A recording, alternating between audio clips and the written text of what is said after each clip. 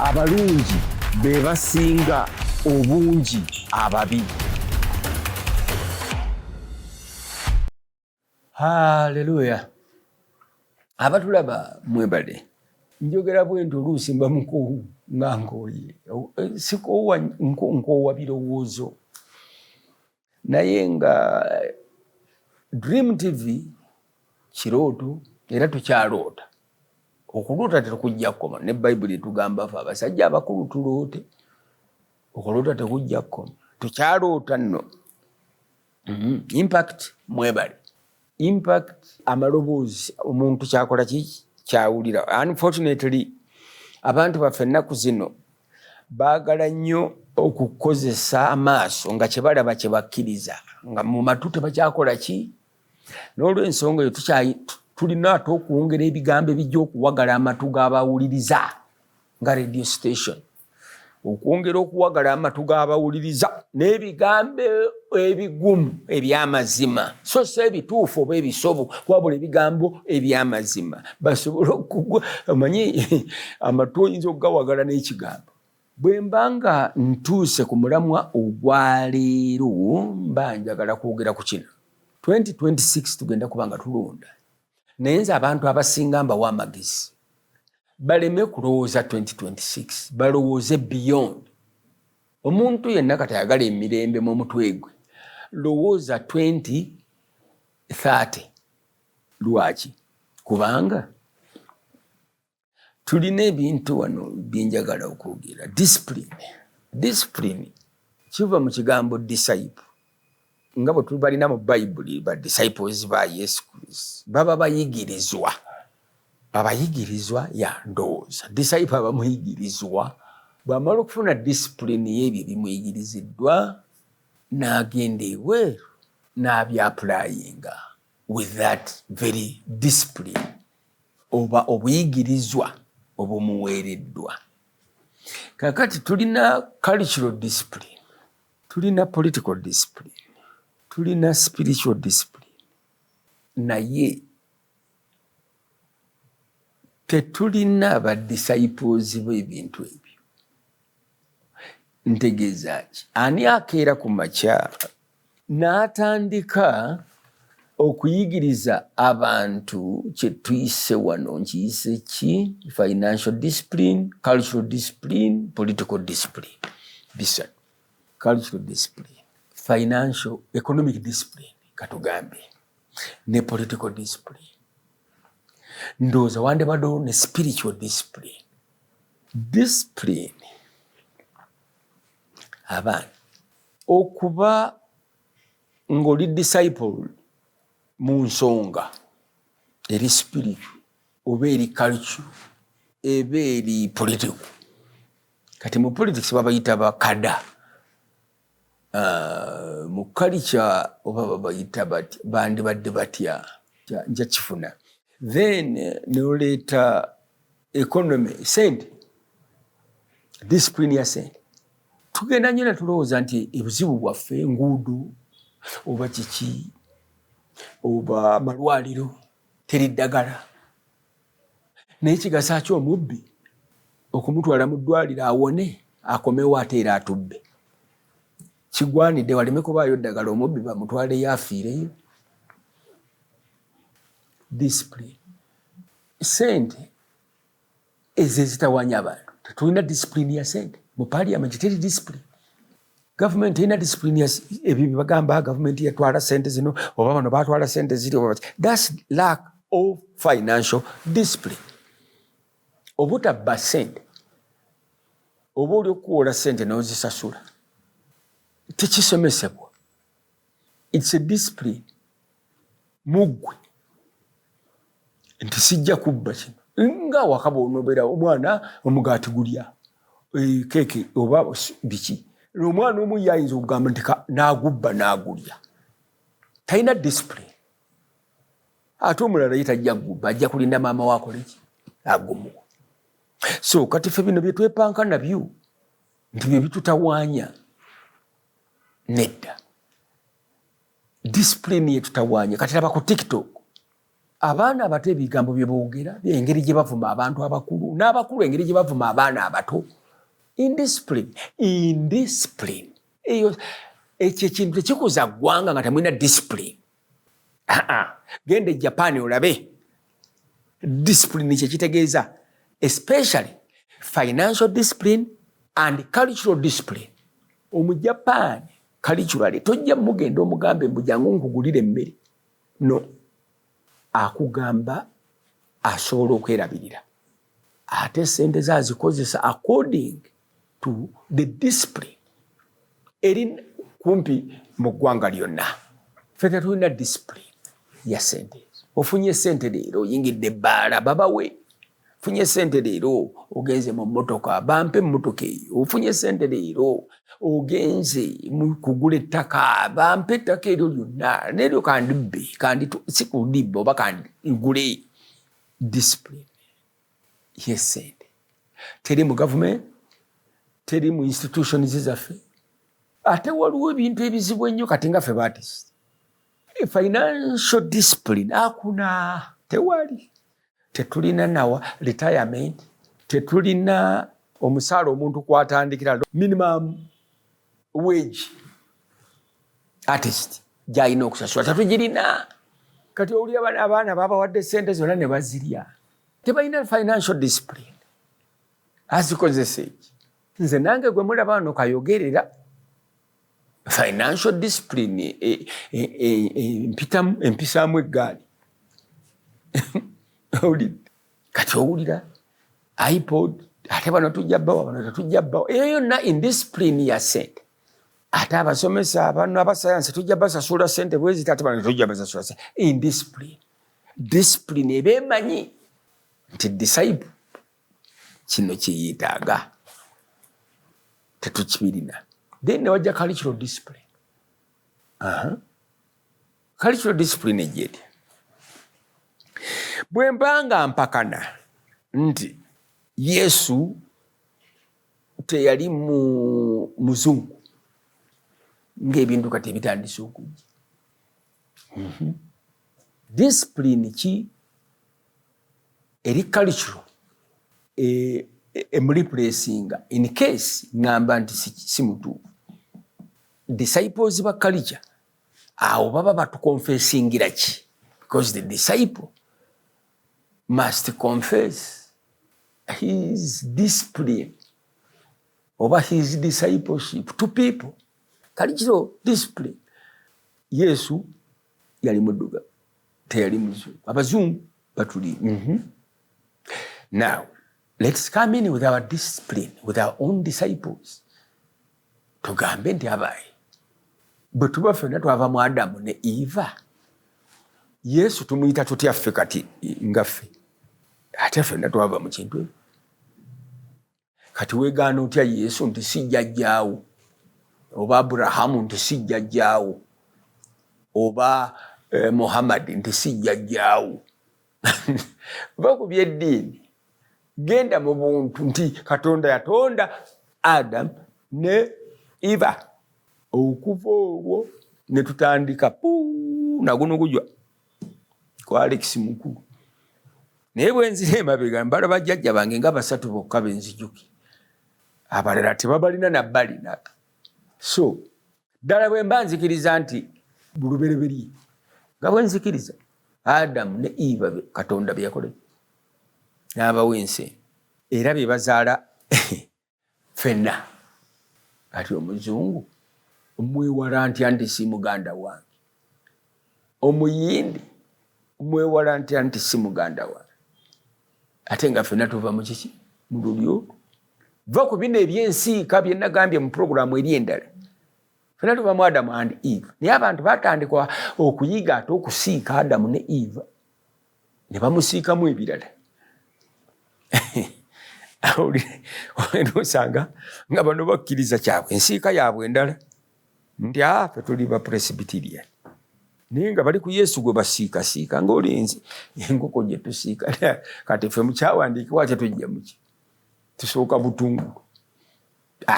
Siira nagoogera bintu ebyo. Ffenna tubimanyi n'ebintu bya kiyaaye, bya kibbi. tutagala butagazi tukitagaliramu tewali avaayo n'agamba nti abayi this is it. Olidde nzikiriza mu Adamu ne nti Katonda yabatonda n'abassa mu Eden Garden ne muvaamu Abel ne Kaini simanyi na biki. Kasita nkikkiriza ekyo ne mbatizibwa kiwedde. Buli omu muganda wange, buli omu jjajjange, sooka olinda okunnenyeza nti oba nzikiriza Yesu oba nedda. Kubanga nayo nzija. Naye sooka oŋŋambe Yesu omuyita otya mu DNA. Sooka olinda spiritual tujja kutuuka. Mu DNA y'obuntu Yesu ali mu lunyiriri tulumanyi. Olwaleero tusobola ffe okuturesinga nga Alex Haley bwe yaturesinga Roots, ekitabo Roots. Alex Haley yaturesinga bano abaddu abaatwalibwa mu Amerika n'agoberera yavaawa ng'agoba bajjajja be baali luddawa paka olwo yakizuula. Era ye firimu Roots eyo. Kakati ffe naffe bwe tudda emabega ne tuddayo mu bajjajja paka Adamu na Eve. My dear, bw'oba totegeera nti awo ffenna kyekimu oba kekiso. Cultural discipline, spiritual discipline, political discipline. Kati kangende ku political discipline. Political discipline nti ndi politician njagala kufuba. Bagamba nti muba politicians temuba n'abalabe ba lubeerera. Yes, kituufu. Kubanga ba politician leera ali ne mu DP enkyalimu ate ali ne gw'abadde avuma mu gundi oba mu UPC ate gw'abadde avuma. Akina Adoko simanyi akina olumu ali ate ogenda okulira kati bannayo akina nzi kwega political discipline tewali. Lwaki tewali political discipline? Because tewali agenda, tewali destiny ya kibiina kimu wano mu Uganda.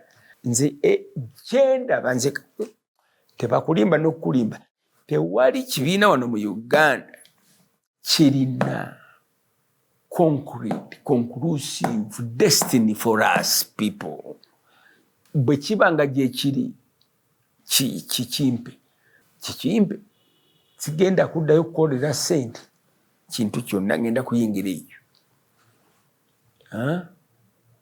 Destination eriwa va ku manifesto. Manifesto tekitegeeza destination y'abantu. Abantu tunoonya destination, how to end our lives. How will our lives end? Tuendinga tutya, tumala tutya. Firimu eggwetya, firimu yo pastor eggwetya, firimu ya Alex Mukulu genda kuggwetya. Bagamba statafa bw'afanga firimu ekoze eki. Firimu ya Museveni egenda kuggwetya. Naye ate yalina obuzibu kati bwa mirundi mingi mukulembeze wa ggwanga. Kyokka alina ne famire ate. Kakati awo olina okumanya maliriza ntya firimu ya famire eggwetya. Firimu ya nation eggwetya. Nvaamu ntya nga ndi hero nga mpangudde oba nedda. Kyekyo kiffe mu mizannyo kye tukola. You would like to present a character there who triumphs over every other kind of chaotic situation n'avaayo nga awangudde. Kibayita star. Bwe tutwogera star tetwogera star eno gye tulaba ku mwezi oba mu bire. No, twogera ku buwanguzi. Star avaamu muwanguzi. Firimu eggwe owangudde ye star. Oyo atawangudde gwe tuyita villain. Olwaleero ekitukayanya ffenna nange firimu eggwetya eya Alex Mukulu. Ndimaliriza ntya nga munziika ekijabijjo. Ndimala ntya firimu eriggwetya nti ki? Nti afudde mwavu. Afudde kiki? Yafudde bulwadde. Bw'otali bayaga nti banaye omusajja afudde ng'awangudde, awo ndiba nfiiridde bwereere. naawe oli bw'ofiiridde bwere owangudde olutalo olwanyi olutalo olulungi. Political discipline. Politicians abo abamu balabika tebamanyi oba tebafaayo kiki kijja olw'okuba politicians. Nedda balina okufaayo.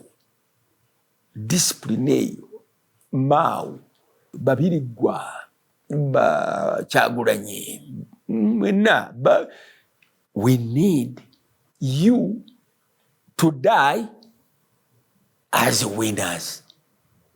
Museveni, Kyagulanyi, whoever, firimu yo twagala eggwe ng'oli muwanguzi so si ng'oli villain gwe bawangudde. Omuyindi yabuuza Omwamerika nti lwaki mu firimu zammwe Omwamerika yawangula ko Omwamerika nti abayindi bwe muli wandiika ezammwe mwe muli bamuwangula. Naffe twetaaga political discipline yaffe okuwandiika bahiro baffe, stories zaffe, narrative yaffe tubenga tuvaamu nga buli omu firimu yeggwa nga muwanguzi. Abantu aba bulijjo kye baagala ne bw'aba mukyaluwa ayagala afe ng'awangudde waakiri ng'alese ennyumba eri abaana be. Watekukubawo obuwanguzi mu kufa. Ekyo tewali akitusuubiza nti Alex mu kufa ojja kuwangula bwoti. Buli omu yeefubako yekka wano. Ennyumba gw'ogyezimbira, abaana gw'obeeweerera, obulwadde gw'obwejjanjabisa. Tewali kalembereza nyongeza oba ekigenderako gavumenti kyekuteekako kikuyambe oluguudo lulyoke ne maidia. Siina bigere birutambulirako. So ebyo byonna bwe tufuna discipline eri cultural eri spiritual, mpola mpola tujja kusobola okumanya ne mu balonzi abo. Kyangu nnyo nze kati okumanya gwe nina okulonda.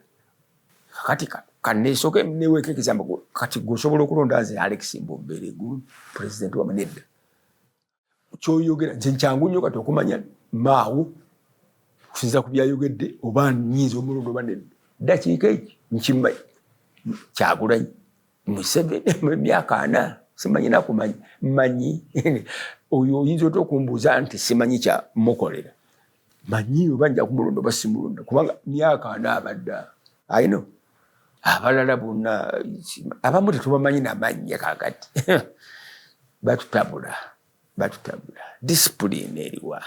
Administrative discipline. Minister leero enkyate prime minister. Tetukyamanyi na kumanya ni minister. Ebintu biri awo tebirina discipline. Mutubuulire minister tumulonze tumuwadde ebbanga lya oba project oba bakita batya contract. Myaka eno atufiire. Mukiteeke mu lwatu.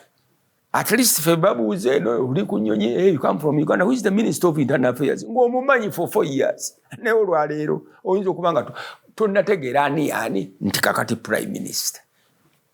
Kyali nti toyo kati si yeye kakati ani nti ate gu administrative discipline. Contract kiteziriiwo. Buli muntu ate ffe batuyisizaamu nnyo eggaali. Ffe nnyini abalonzi ffe tulina obuzibu. Olwekyo tunonye ebintu ebyo discipline. Ani alina discipline mu bantu abo? Ani alina political discipline? Ani alina military discipline? Wanga olaba abantu abali mu military ate nga tebalina discipline.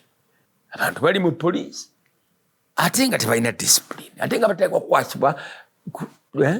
So ebibiina tubirondera ku misingi ki? Omuntu tumulondera ku misingi ki? Abantu kati tulina Kyagulanyi alina abantu bangi abamugoberera. Twebuuze lwaki bamugoberera.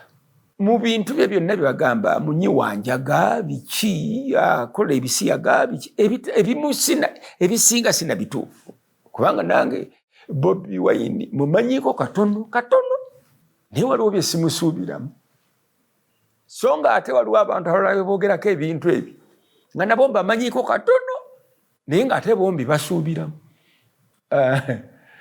ngambye eki nti oli bamugambye munyiwanjaga alya bisiyaga sente za bisiyaga nebikira ndi yes naye mumanyiko katono ekyo si kimusuubiramu enjaga oba aginywe nze kubanga enjaga ngimanyi nange enjaga erina ebizibu byayo n'ebirungi byayo okusinziira kwaginywa kiringa emmere erina ebirungi byayo n'ebizibu byayo oyinza okulya emmere n'osuula mu bathroom ate omulala ayinza okulya emmere neyeebaka bulungi mu buliri bwe ng'emmere gye yalidde yereese enjawulo eyo enjaga enywereddwa abantu okuva ensero yatandika ekyo mukiveeko enywereddwa ng'eddagala so ekyo sikinennyako ekyo ku nsonga eyo tekinkwata nako naye wabaawo ebintu nange byesikiririzaamu ng'ebisiyaga ekyo kinkwatako waliwo bemanyiiko akatono bwe baga nti bali ebisiyaga nga mbibasuubu nange mbuusabuusa nti bandiba naye ate ku kyakyagula sibuusabuusa sirowooza nti abirimu akatono ke mumanyiiko therefore abakulembeze baffe bano tubapimire ku ekyo mpola mpola tubatunuulire ate namwe mubayite tufune discipline mu buli kimu abantu be bakuza ensi si yeekuza abantu ensi etukuza mu ngeri y'okuliisa emmere ekula okuva mu ttaka biki naye ffe ffennyini ffe tuli purobulemu y'eggwanga lyaffe tetulina discipline ne mu bufumbo bannange emitawaana egiri mu bufumbo mugimanyi kaakati DNA olwajja wano abantu ne batabuka abaana kati ababazuula ono si wange oli wange ebyo nabyo byafa dda obufumbo teri discipline so at the end of the day what we need is discipline. Discipline eva mu discipled people nga badisciplingiddwa mu that particular discipline. But disciples are mwe tujja abatukulembera oluusi but disciples are bayita mu biti eby'enjawulo mu church mu entertainment ennyimba ne mu bintu ebirala byonna ebiyizibwa. Nze ndowooza nti revolution enejja tugiyite creative revolution nga bali eyaabwe bagiyita industrial luzungu industrial whatever revolution eyaffe nga Africa ng'eggwanga Uganda is a creative revolution eze nga tetukyalina kyakukola. Therefore, since creativity begins with the human being, we must discipline the human being before we do any structures. Tusookere ku muntu. Discipline the people, bajja ku disciplining enguudo buli kimumu. Kama waffe yebazibwe.